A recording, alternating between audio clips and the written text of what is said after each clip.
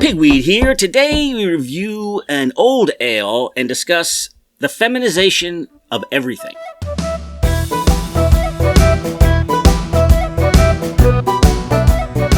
Hey, good afternoon, Pigweed. Good afternoon, Crowhill. Hey, how's it going? How about some beer and conversation? Sure. I see 4 beers in front of us. Yes, we do have 4 beers. 4 beers in front of us. So what are we drinking? What are we drinking? We're drinking an old ale made by yours truly and yours truly. And mine truly. That's right. Okay, so what's on your mind?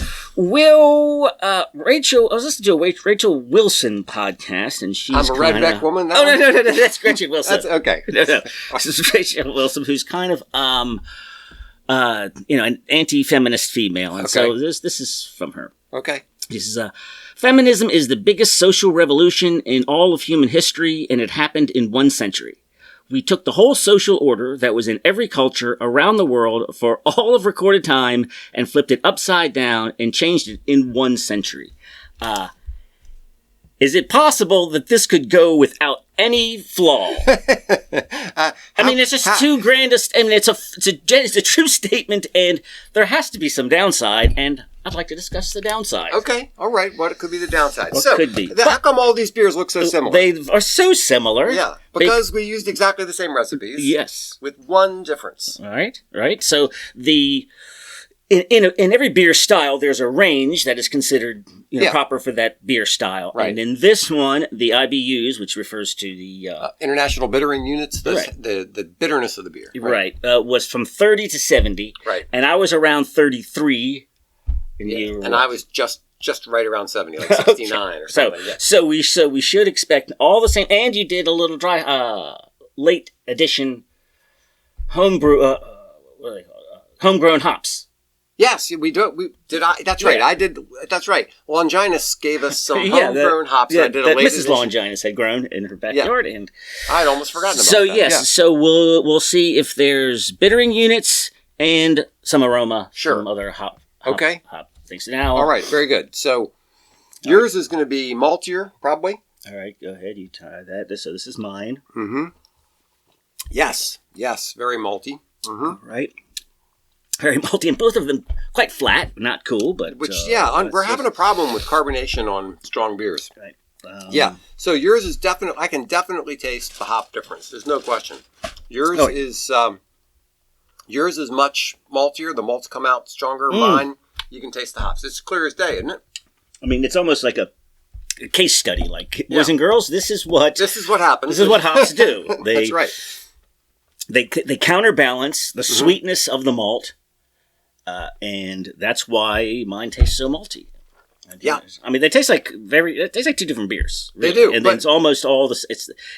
And I used 1 ounce of East Kent Golding. Is that what it was? Yeah, and used 2, I think. Right? Yeah, exactly. We used the same, or was it Willamette? We used the same hop. Just I used Northern Brewer. Northern Brewer. Yeah, I used twice as much as you did. So they're both good, but they show the range of the style. Yeah. From one end to the other. Right. Still qualifies as the same style, but quite different. Yeah. All right. And, so there's also it's considered like a light barley wine. So a barley wine is a 9 to 12. Yeah. While these are more like this 8. is like 6 to 9. Yeah. Is what old ales are. Right. I don't know. I took my read. I got my proper reading, and I think I was shooting for right around an 8. So I'm expecting. Yeah. Probably what it is. I think that's what mine is. All right. So, Helen Andrews. This topic came to mind because I kept seeing little clips of her being interviewed or speaking at some forum or something like that. And, she's kind of the driving force of the show, really. Yeah, and it all came out of this article that she published in some weird journal. I forget the name of the journal. Yeah. And it was this article that went viral, and it was very interesting. Basically, the premise of the article is, well, what I thought was the thesis statement of the whole thing, which is everything you think of as wokeness is simply an epiphenomenon of demographic feminization. Yeah, people struggle to define exactly what they mean. Like, well, when I hear wokeness, I think, and so in her definition, no, it's just it's just female behavior. Yeah, that's her. That's her premise, that wokeness is female behavior becoming more dominant in the culture. Yes. So I did have a definition for wokeness. You know, we've talked about this before. A lot of people will say nobody can define wokeness. It's really not hard to define. It's the elevation of group identity, race, sex, gender, sexual orientation, especially of groups that have been historically marginalized, to a position of moral priority that can override other norms like fairness, merit, free inquiry, free speech. And in addition to that, there's a tone of incredible anger and young people thinking they can say whatever they want to anybody. Yeah. So, yes, I would say one thing, one aspect of wokeness is cancel culture. Yeah. Well, when you think of the difference between how boys interact and how girls interact, Yeah. Boys are more their conflict can be physical, Yeah. or at least threats of physical violence. Right. Where when girls have conflict, Yeah. it is ostracization and character assassination. Right. What does cancel culture sound a little bit like character assassination and ostracization? So I It's heard precisely what it is. It is the girly aspect of conflict, yes. brought to a societal level. So there's a misconception that men are more prone to conflict than women. And here's the way the misconception goes.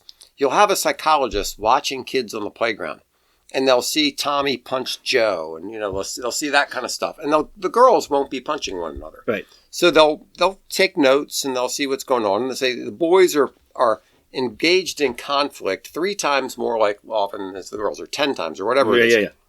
However, when they go and they talk to the kids afterwards and they say, how many fights were you in today? The kids, the boys and girls will report the same number of conflicts. And what happens is when they ask the girls, well, what kind of conflicts were you in? Oh, Mary Sue said that she's going to tell everybody they can't be my friend anymore. Yeah. She says my dresses are ugly. Yeah. So the type of conflict is different. Yeah. Men have more physical conflict, but the reality of the conflict, there's still a lot of conflict going on. Now, the other thing is you can have 2 guys playing football and they get in each other's faces and they get angry and they fight. And then an hour later, they're sitting at the bar drinking a beer. Right. So the conflict gets resolved more quickly and there's peace afterwards. Where with women, it's like it stews. It kind of goes on for a while. Yeah. This is another Helen Andrews. She says, everything we call woke, empathy over rationality, safety over risk, cohesion over competition, inclusion over free speech, is just the natural outcome of institutions becoming more majority female since the 1970s. Mm-hmm. And yeah. Now that's her premise. Now, I have a whole list of other possible causes of wokeness that I want to get to eventually. Right. Her premise is wokeness is the result of sort of a tipping point. That women were involved in different things, but it got to the point where they were a majority, and we got HR departments. Yes. Right? I mean, did we have HR departments 75 years ago? No. Right? And so what is it? It's because they want to make sure that nobody's feelings are getting hurt. Well, and that's sort of prioritizing it over whatever the business is really supposed to be achieving. That's an aspect of it. Another aspect of it, which we'll get to when we get to the other possible causes of wokeness, is that civil rights legislation, which led to a lot of these HR departments, they're piling all these mandates on you. You have to do this, you have to do this, you have to make sure you're doing X, Y, and Z. Kind of requires a department to make sure that you're complying. And so that the HR department is a combination of CYA. Yes, it's a combination of CYA and making sure everybody feels their feelings are right. Yeah. Right, because they're. You want to do the lawsuits? Do you want to dig down on anything, or do you want to sort of cover the surface and then dig down, or start digging? Well, I'd like to just go over a couple more things in her thesis. Okay? Yeah. Let's speak it more broadly. Wokeness, according to Helen Andrews, it's simply feminine patterns of behavior applied to institutions. And then what she'll say is, if you can see this, the big question in a lot of people's minds is what in the heck happened in 2020 that all of a sudden the world went crazy. Yeah, well, we explained the Flovid phenomenon. We've explained that many times. Somehow, a combination of George Floyd and COVID made everybody crazy, and woke was born, or something like that. Or those things were just coincident with something else that was making everybody crazy, right? So she's saying, what in the blazes happened in 2020 that all of a sudden the world has gone nuts? And she started looking around and saying, well, you know what? A lot of institutions, that was the time where they went to majority female. So that's so kind 2019, of her I think she's saying, was with that, and then the results show up in 2020. Yes. So another one of her premises is that groups of men and groups of women behave differently. Now, this is one of those things that the statistically impaired always have a problem with. When you say men are taller than women, you're not saying every man is taller than every woman, right? When you say men are more violent than women, you're not saying every man is more violent. Well, I know some woman who was really violent. Exactly. So your premise is stupid. Right. That's not the point. The point is... Here, give me that coaster. Yeah. The point is that if you take the average... If you take an average 100 women and you take 100 men, then the 100 women are going to have different qualities than the 100 men, okay? So another one of her premises is men and women act differently, and one of the strongest differences between men and women is in agreeableness. Yes. Yeah, that's a big Jordan Peterson thing. Yes. Women are much more agreeable, which seems to be a strange thing to pin on woke, because woke doesn't seem agreeable. Not right. So the way she's interpreting that is women tend to be more consensus-driven. Yeah. And that was a lot of the management talk, I don't know, 7-8 years ago. Why do we need more women in the C-suite? Because, men are more conflict-driven, women are more consensus-driven. So yeah, I would say that it's more results-driven and women are more process-driven. Mm-hmm. Like the men want the best answer, and even if it's coming from the same guy all the time, well, whatever, it's the best answer. Where everybody in woke world, which is feminization world, everyone needs to feel heard. Yeah. Does everyone agree that they all had their proper thing to say? Yes. Right? And while the project manager is going, this is already the best idea. All right. Anybody else got anything to say? All right. This is what we're going with. And that's how you get results. But the results are become secondary to the process. How about the guy, the NASA guy who landed a rocket on a moving comet. A moving, spinning, it's spinning in 3 dimensions, and it's moving through space, and he landed a probe on the thing. It's fantastic. So they're interviewing the guy, and what do they draw attention to? His shirt. Yes, he has like sexy ladies on his shirt. I mean... Which his girlfriend gave him. Yeah.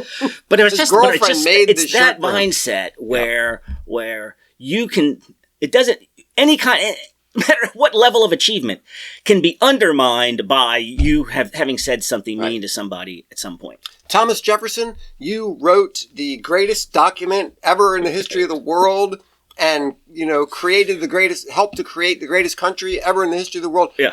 But you have these other little flaws. You have a wart on your left toe, so that's it for you. So here's another one of Helen Andrews' assumptions about men and women. Men tend to be better at compartmentalizing than women, and wokeness was in many ways a society-wide failure to compartmentalize. I don't think that's precisely it. There's that. Do you remember that famous video of a bunch of wokesters confronting a school administrator in like the Quad or whatever at some university? Yeah. And there was a Halloween thing. It was over Halloween. Yeah, it was a Halloween thing, and there was a memo about, please don't get all upset. Just dial it back. I know. We're trying to have fun. If a white woman is wearing a sari, it's not the end of the world, The Indian people are not going to really care. So anyway, so he writes this letter.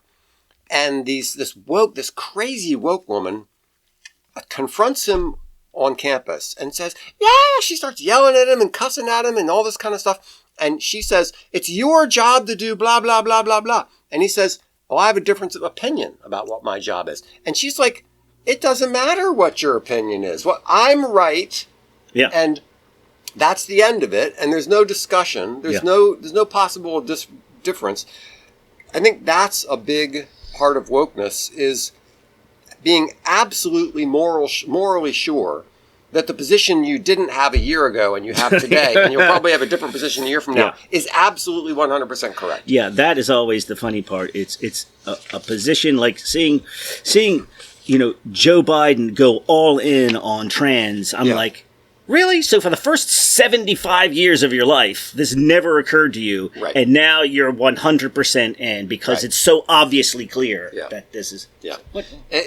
Everybody's flip-flops. I mean, politicians flip-flop all the time, but you see entire movements do that. All of a sudden, something that used to be ridiculous is now fine. It's crazy. Right. All right, so I think we've basically covered Helen Andrews' general... position, do you think? Okay. So I like a lot of what she has to say. However, I'm not a big fan of looking for one cause of something. Yeah. The idea that the unified theory of never really works. No, because how about the Protestant Reformation, right? Was it a result of the fact that the German people had been politically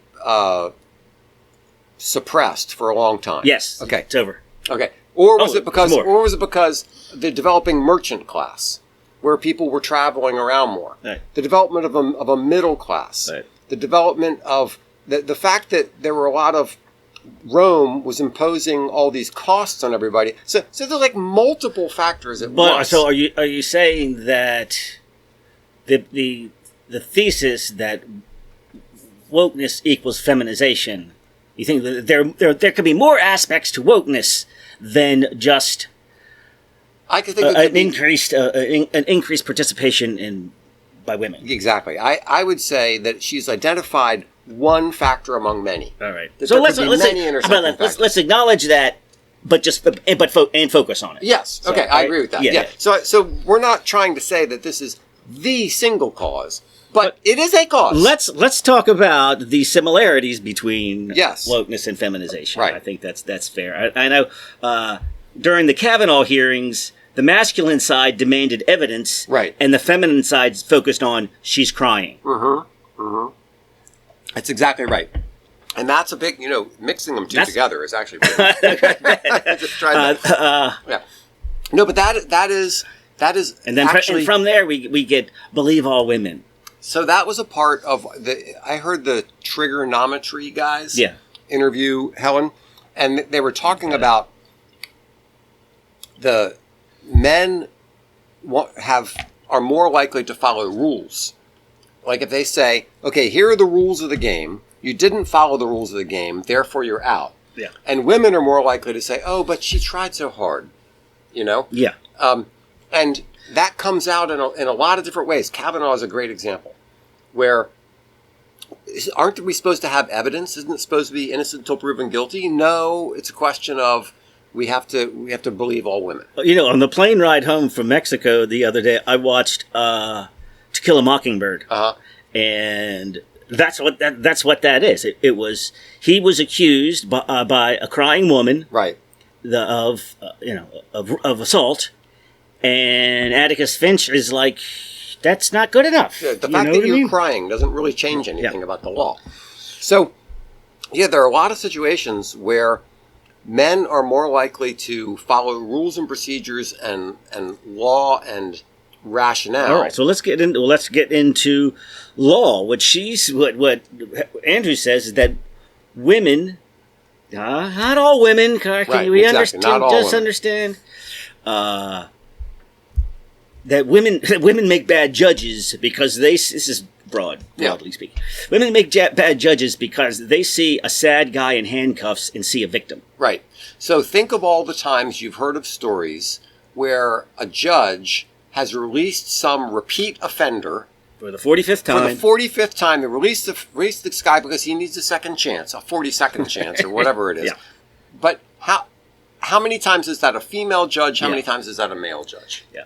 Mostly female, and if not, it was a Obama-appointed man.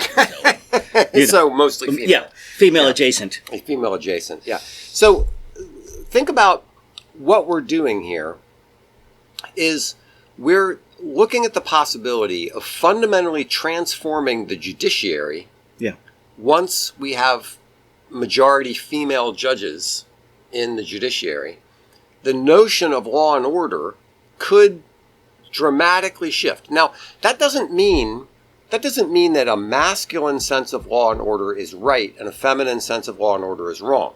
What it means is, for thousands of years, we've been perfecting, fixing, fine-tuning a masculine sense of law and order, right? We've figured out where the problems are. We've adjusted for those problems. Yeah. And we've come up with a system that works pretty doggone well. Yes, and we think that it prioritizes, objective facts. Yes. And now what's going to happen, according to Helen Andrews, what's going to happen is when women become the majority of the judiciary, that whole order, that whole concept of law and order is going to get flipped on its head. And it's not going to be about, this is the law, you violated the law, here are the punishment. It's going to be about, oh, you poor soul. It's the empathy, it's the extenuating circumstances, and empathy. This all wraps into the suicidal empathy, and which applies to criminals, and the mass immigration. Who are the architects of the mass immigration of Europe? Angela Merkel, yes, and Ursula von Steuben, or whatever her name is, the woman who's also a German, but she's the head of the EU. Okay. In the United States, it was Ted Kennedy. Oh, well, yeah. But, that was a shift in immigration priority. Yes. But as far as you're right, flooding the country. No, you're exactly right. He pushed us toward a shift in... Away from Europeans and towards other people around the world. But the idea of just letting people in because, they're trying to get a better life for themselves. Right. Okay, fine. And this, can I bring up... You could say Joe Biden, but Joe Biden wasn't running the government, so it was the women under him. That's right. Yeah. Can I get to my individual rights versus collective rights? Let's do that. This is a long-standing political debate, is to what extent should you emphasize individual rights and liberty versus the rights of the community? Yeah. It's part of the nature of political science, is how do you figure this out? Yes. It's right. Go ahead. So I'm thinking of 3 examples where we've said the right of the individual to pursue what they want trumps the right of the culture. So Helen is bringing one out, which is the right of the individual woman to want to become a lawyer, a doctor, or whatever is paramount. We have to support that. We also have to get into the question of DEI hires and so forth. But anyway, the right of the woman to be able to pursue that is more important than the fact that it might overturn the entire legal system of the country. And so the country has to say, if she wants to do that, that's the way it is. Another example is immigration. A bunch of Somalis want to get a better life. Their right to try to get a better life in the United States is more important than us supporting our norms and where we allow people to poop and other kinds of things, right? The third example is the deluded boy who thinks he's a girl who wants to be on the wrestling team. Yeah. And so his right to be on the girls' wrestling team is more important than women's sports as a whole. Yeah, but that is such twisted thinking on their part that here they have spent second wave, third wave feminism to carve out special places just for women. Mm-hmm. So we have to have, you can't just have engineer of the year. You have to have female women. You know what I mean? Right. So there's always this effort to make sure that women have their own spaces. And now they're literal spaces where they're naked and where they're competing. Now you have to subjugate that to boys who think that they're women. I don't know how you have so many women on the side of fake women. Because is that part of the empathy? Yes, business? it's the empathy thing. They see a mentally ill man. A mentally ill man. They say that this poor mentally ill man is being oppressed, and so now in this whole rights thing, now you ladies need to suck it up and be empathetic with swinging chongs in your locker room. Yes. Yeah, and I think a big part of that whole debate is I don't think people understand the different reaction that, like, a man sees a naked woman, he does not feel threatened in the slightest. You care if a woman is peeing in the stall next to you. Yeah, like nobody cares. A man completely does not care. He's not threatened. It's like, okay, whatever. It doesn't bother him in the slightest. When a woman sees a naked man, she feels threatened. And it's a fundamentally different reaction that men and women have to nakedness of the other sex. And when you're sticking men, I'm not going to say biological men. We have to stop saying biological men. Don't ever call me a cis male. Exactly. I'm a dude. I'm not going to say biological, and I'm not going to say cis. Sorry, those terms are off the table. When a man is in the woman's locker room, it is a threat to the woman. Yeah. How about a man who has been convicted of sexual crimes against women in the same cell, locked together? Exactly. I mean, and the woman has to suck it up and say, well, yeah. You have to understand that he has feelings. He needs this. Yeah, it's important for him. Good job, ladies. Yeah. All right. So, in what other ways do you think Helen Andrews is giving an interesting or valuable take on the rise of wokeness? Well, let's get back to the workplace. Okay. Workplace / civil rights. Yeah. Right? Like the legal aspect, the reason we have to have an HR, and what is considered a hostile environment. So, for men, I work in a male environment, and you know what we call a hostile environment?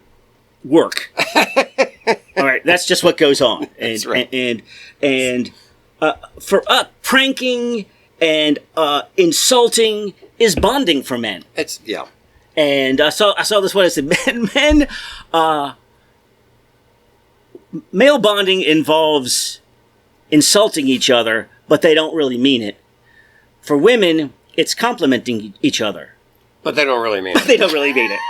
Yeah, exactly. So if my cubicle mate, the guy that sits next to me, if he doesn't call me an a-hole twice a day, then I'm not doing my job.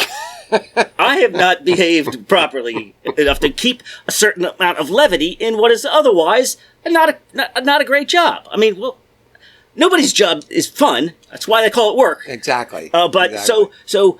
And there is a woman who works in there, but she's been in the business longer than I have, so she's heard everything. And what I've heard from her is, "Wow, you guys are tough on each other." But in other environments, that could be considered hostile, even if it doesn't involve her. Right. The woman could just say, "Our insulting interaction, creates a hostile environment that we either." I don't know. We need to pay her some money. I'm not comfortable that you guys are all... Yes, that you guys are so always... So you have a bunch of guys on their own. They're doing their own thing. Doing they're a little frat humor or whatever. And they're insulting one another. They're pranking. They're doing various things. And then a woman comes into the office and she says, "This makes me feel uncomfortable that you're all behaving this way." Yeah. And now everything has to change. It's sort of like the change in behavior. You have a bunch of boys playing together. And then some girls come into the equation. Yeah. The boys' behavior changes dramatically. Yeah, it gets worse in a way. I mean, they start showing off and getting... Exactly. Oh, yeah.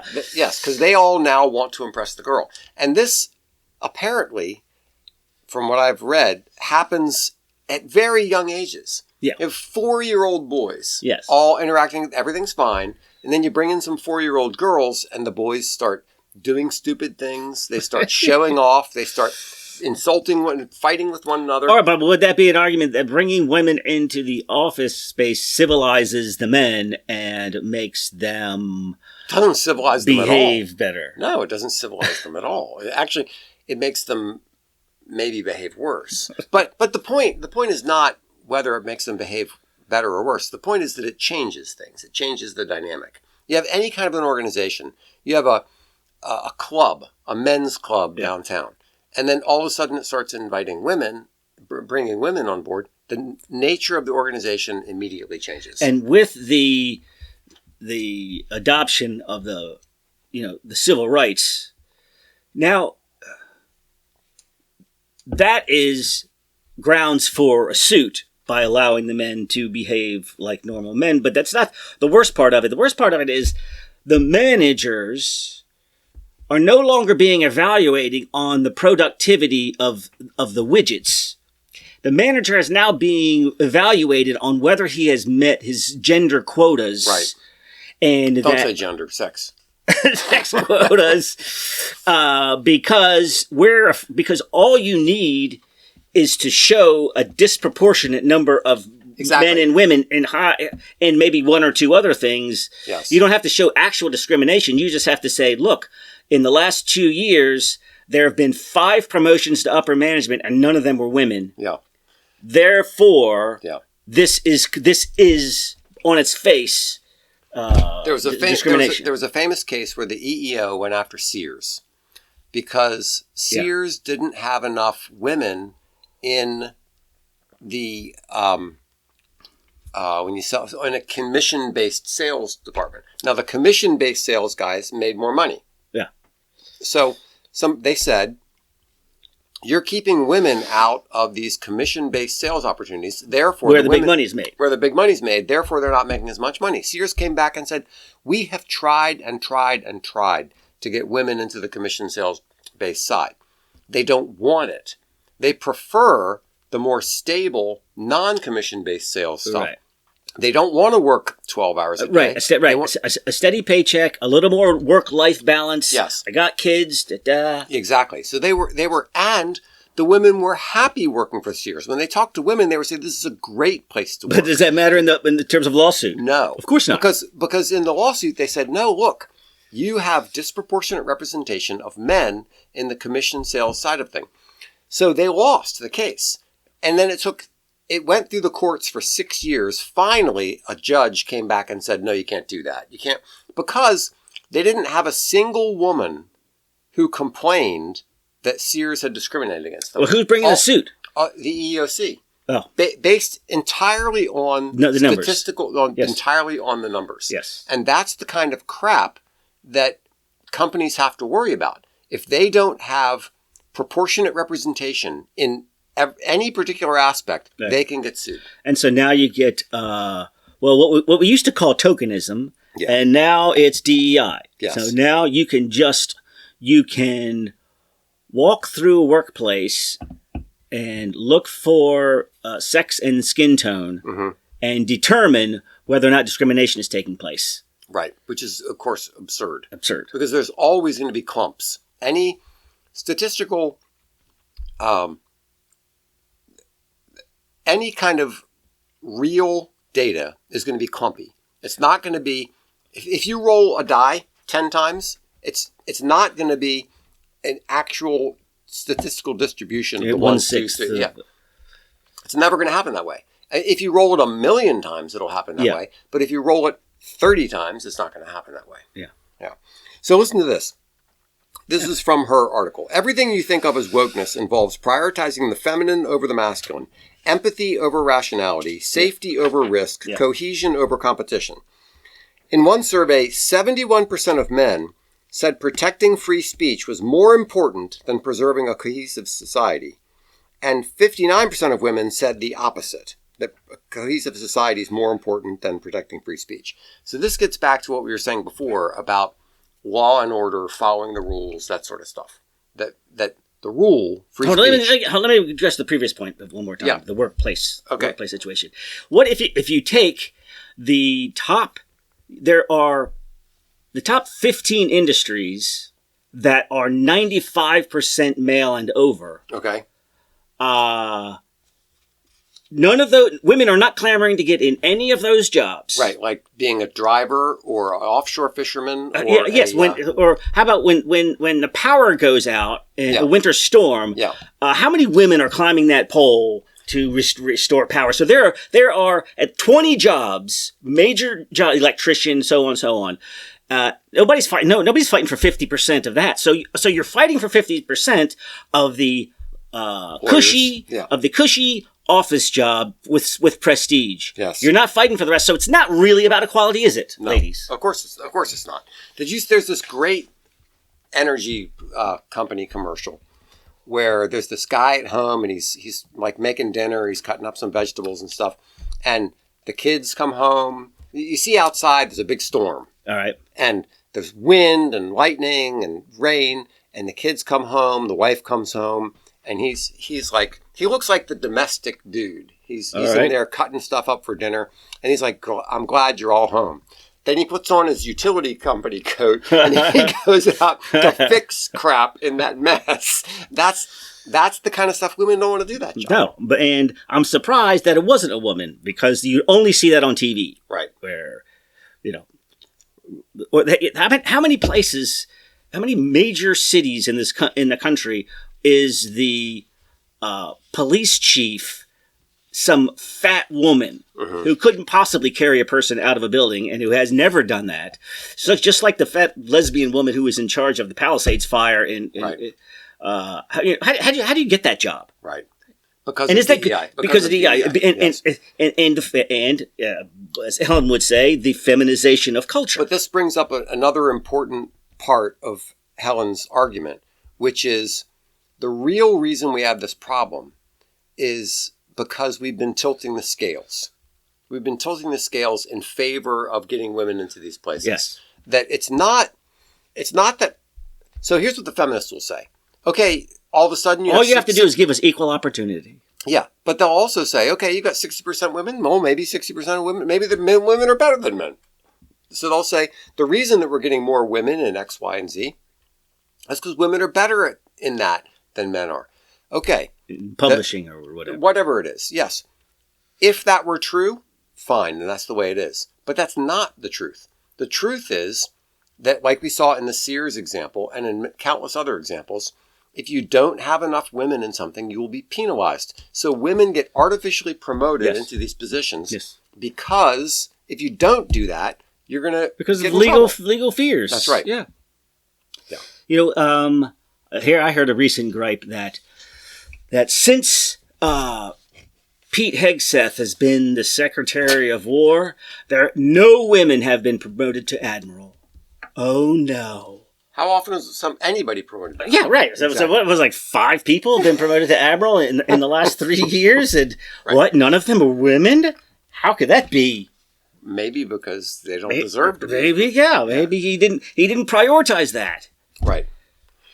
So here's as opposed to if everybody says, like our Supreme Court and our Vice President, before you've even looked at the field, I can promise you my Vice President will be a black woman. Right. I can promise you. Really, is that your Supreme Court nominee? Yes. Yeah. Is that the proper approach? Well, in woke world and feminization world, yes. That is exactly how it's supposed to work. So here's Helen again. The rule of law will not survive the legal profession becoming majority female. The rule of law is not just about writing rules down. It means following them, even when they yield an outcome that tugs at your heartstrings or runs contrary to your gut sense of which party is more sympathized. Gut sense of which party is more sympathetic. Sorry. Yeah. Yeah. So. Or it's like how about the Larry Summers? Yes. So they're like, how come the Harvard doesn't have more women, who are tenured STEM professors?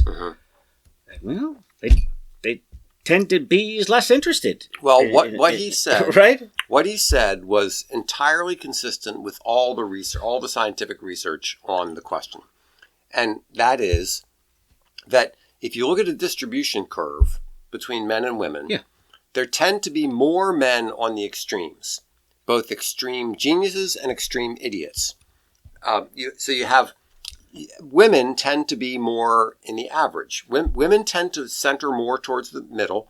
Men have more on the extremes. So you're far more likely to have, if you have a group of geniuses, you're far more likely to find men in the group of geniuses simply because men are more likely to be on the extremes.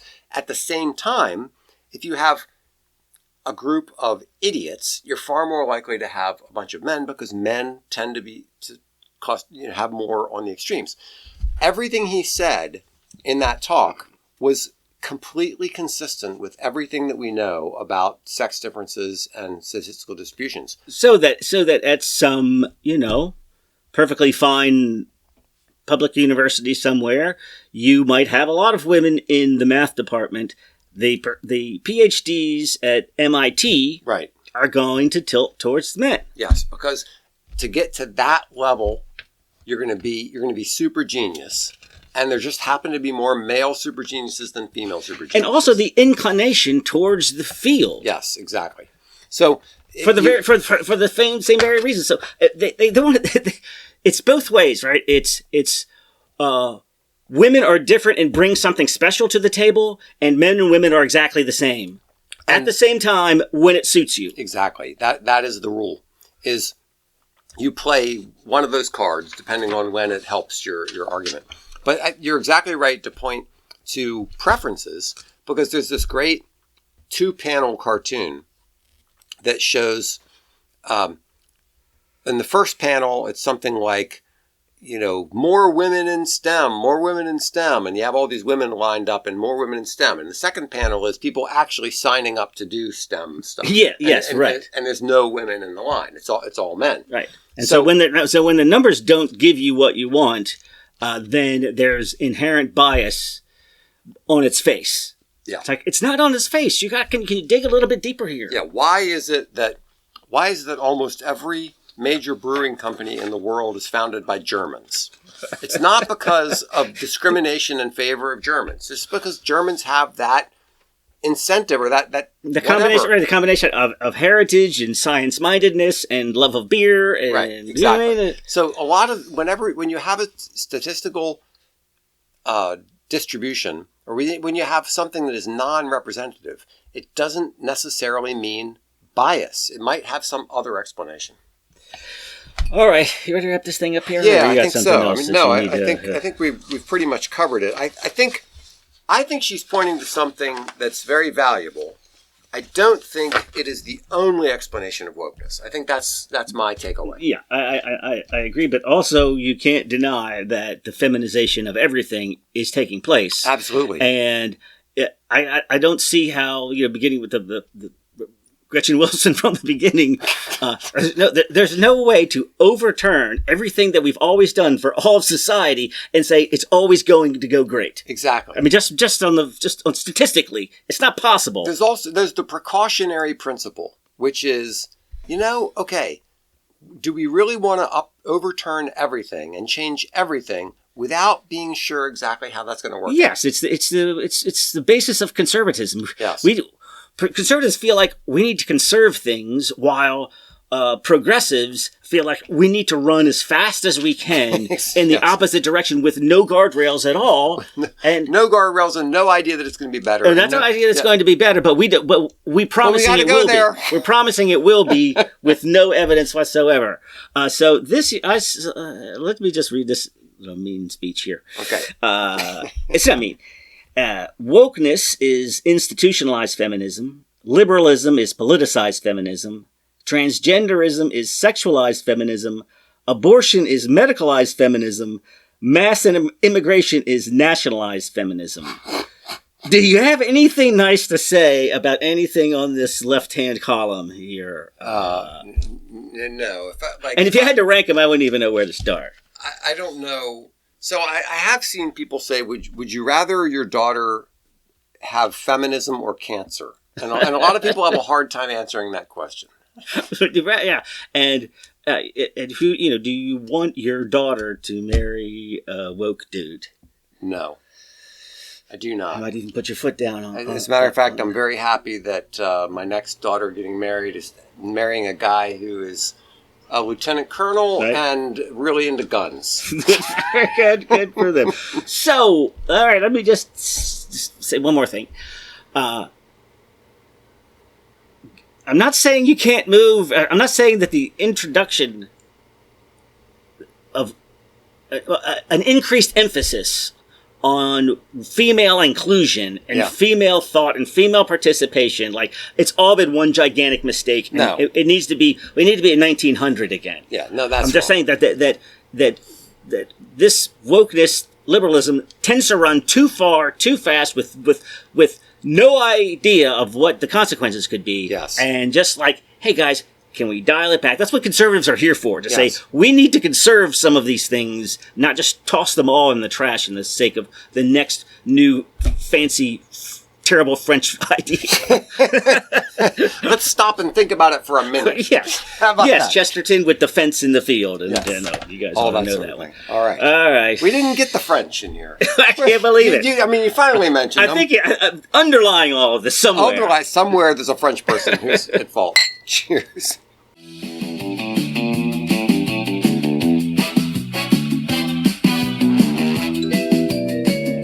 Thanks so much for listening. Be sure to like this video and share it with your friends.